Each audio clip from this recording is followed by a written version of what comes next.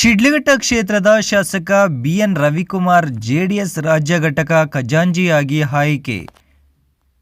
ಶಿಡ್ಲಘಟ್ಟ ಕ್ಷೇತ್ರದ ಶಾಸಕರಾದ ಬಿಎನ್ ರವಿಕುಮಾರ್ ಅವರು ಜೆಡಿಎಸ್ ರಾಜ್ಯ ಘಟಕದ ಖಜಾಂಚಿಯಾಗಿ ನೇಮಿಸಿ ಪಕ್ಷದ ರಾಜ್ಯಾಧ್ಯಕ್ಷರಾದ ಮಾಜಿ ಮುಖ್ಯಮಂತ್ರಿ ಎಚ್.ಡಿ. ಕುಮಾರಸ್ವಾಮಿರವರು ಆದೇಶಿಸಿದ್ದಾರೆ.